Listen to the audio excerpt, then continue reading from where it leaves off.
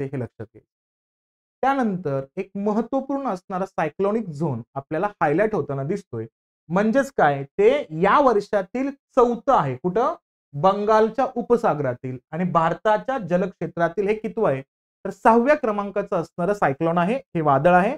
आणि या वादळाला नाव कुणी दिलेलं आहे? तर म्यानमारनं हे नाव दिले. त्यासोबतच 2018 नंतर पहिल्यांदाच भारताला 2 वादळांना फोकस त्या ठिकाणी फेस करावं लागते. ते म्हणजेच मुद्दे कुठला असेल या ठिकाणी? तर ते म्हणजे तेज आणि कोणता? तर हॅमून.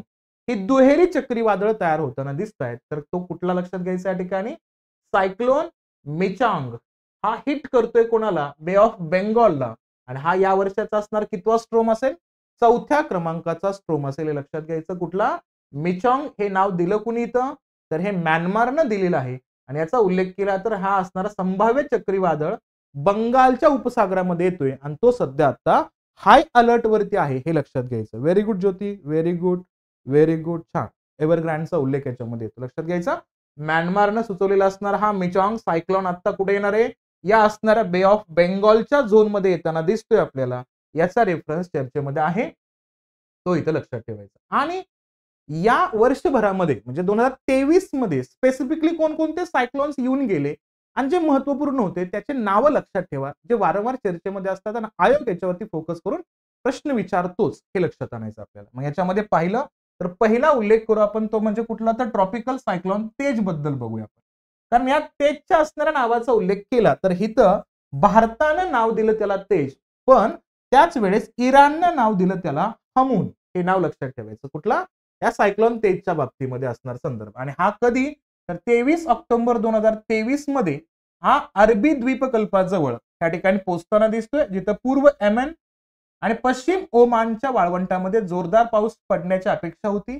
आणि याच्या अंतर्गत पाहिलं तर दृश्यमान इन्फ्रारेड इमेजिंग रेडिओमीटर स्वीट या सेन्सरने 23 ऑक्टोबर रोजी याचा असणारा वेळ त्या ठिकाणी दर्शवला. आणि तो किती वेगाच्या असणाऱ्या वाऱ्यापासून त्या ठिकाणी तिथं मार्गक्रमण करतोय? तर 135 किलोमीटर प्रति तास या वेगानं मार्गक्रमण करतोय. हे नाव लक्षात घ्यायचं. कुठला? ट्रॉपिकल सायक्लोन तेज या नावाचा रेफरन्स या 2023च्या अंतर्गत आपल्याला हायलाइट होताना दिसला. त्यासोबत अजून एक सायक्लोन खूप मोठ्या पद्धतीने इथं गाजताना दिसला, तो म्हणजे कुठल्या या ठिकाणी? तर बिपरजॉय स्वॅम्प्स याचा असणार रेफरन्स वेस्टर्न इंडियाच्या झोन मध्ये आपल्याला दिसला. तो मोस्टली आपल्याला रन ऑफ कच्छच्या अंतर्गत या ठिकाणी हायलाइट होताना दिसला. कारण आपल्या भारतामध्ये जे काही सायक्लोन्स आहेत का, ते सर्वाधिक जास्त सायक्लोन्स बे ऑफ बेंगॉल मध्ये दिसतात. पण आता रिसेंट काही इयर्स मध्ये आपल्याला हे सायक्लोन्स इथं अरेबियन सी मध्ये सुद्धा वाढताना दिसत आहेत. त्यामुळे हा मुद्दा येतो, तो लक्षात घ्यायचा. कुठला? बिपरजॉय स्वॅम्पचा उल्लेख करायचा. आणि हा असणारा जो काही बिपरजॉय नाव आहे का, तो कुणी दिलाय? तो बांगलादेशनं दिलेला आहे. आणि या बांगलादेशच्या बाबतीमध्ये पाहिलं तर याचा अर्थ होतो तो म्हणजे बंगालीमध्ये तो म्हणजे कुठला? तर डिझास्टर हे नाव आहे बांगलादेशच्या बेंगाली भाषेच्या अनुषंगाने, किंवा याला म्हटलं जातं या ठिकाणी कॅलॅमिटी, हे असं म्हटलं जातं. ओके. आणि 15 जून 2023 मध्ये पश्चिम भारतात तीव्र चक्रीवादळाच्या स्वरूपात धडकल्यानंतर चक्रीवादळ बिपरजॉयचे वारे हे कमकुवत होताना दिसले. पण याच्यामध्ये गुजरात, राजस्थान आणि मध्य प्रदेशच्या काही भागांमध्ये इथं आपल्याला जोरदार पाऊस होताना पण दिसलेला आहे. हे लक्षात घ्यायचं. त्यानंतर मुद्दा येतोय, तो म्हणजे सायक्लोन कुठला? तर मोचा. आता या मोचा सायक्लोनचा उल्लेख केला तर या सायक्लोन हिट केला त्यानं कोणाला? तर म्यानमारला. याचं नाव कुणी दिलं? तर मोचा हे नाव दिलेलं आहे येमेननं. हे लक्षात ठेवायचं. आणि या मोचा सायक्लोनचा उल्लेख केला तर हा 14 मे 2023 मध्ये म्यानमार जवळ पोहोचला. आणि किती? तर 175 मैल या 280 किलोमीटर प्रति तास वेगानं तो त्या ठिकाणी येताना दिसला.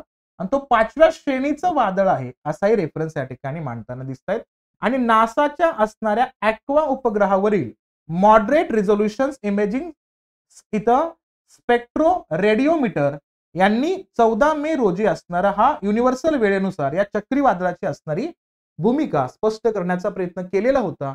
मग लक्षात घ्यायचं, सायक्लोन मोचाचा असणारा रेफरन्स या ठिकाणी हायलाइट होईल, तो एक पार्ट असेल. त्यानंतर याच 2023च्या कालखंडामध्ये अजून एक महत्वाचा सायक्लोन आला, तो म्हणजे कुठला? तर फ्रेडी सायक्लोनचा रेफरन्स येतोय. आणि हा सुद्धा कुठं? तर हा दिसतो आपल्याला मलावी या झोनच्या अंतर्गत. म्हणजे तो दिसतो आपल्याला कुठं? तर इंडियन ओशनच्या झोन मध्ये, पण आफ्रिकन कॉन्टिनेंटला धडकणारा असणाऱ्या वादळाचा रेफरन्स या ठिकाणी येतो, तो म्हणजे फ्रेडी. आणि फ्रेडी नावाला कुणी दिलेलं आहे फ्रेडी हे नाव? तर फ्रेडी हे नाव ऑस्ट्रेलियानं दिलेलं आहे हे इथं लक्षात ठेवायचं. आणि याच्या बाबतीमध्ये उल्लेख केला तर हे कधीच आहे आपल्याला दिसतो तर हा मार्च 2023 मधला असणार रेफरन्स आहे. तर 11 मार्च 2023 पासून आपल्याला फ्रेडी हा इथं 6 दिवसात 6 महिन्यांचा पाऊस पाडतानाही दिसला.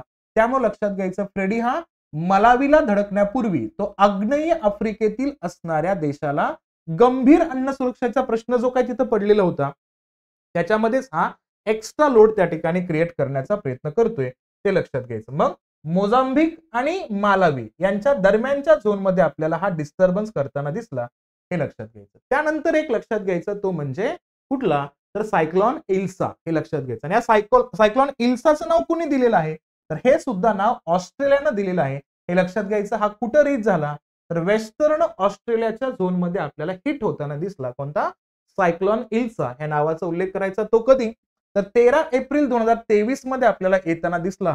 हा जो उष्णकटिबंधीय चक्रीवादळ आहे तो 300 किलोमीटर प्रति तास वेगानं वाहणारा होता आणि याला सुद्धा नासाच्या असणाऱ्या कुठल्या म्हणजे तोच म्हणजे कुठला तर NOAA suomi NPP म्हणजेच या असणाऱ्या दृश्यमान इन्फ्रारेड इमेजिंग रेडिओमीटर यांनी या पद्धतीचे असणारे इंडिकेशन्स दिले होते हे लक्षात घ्यायचं.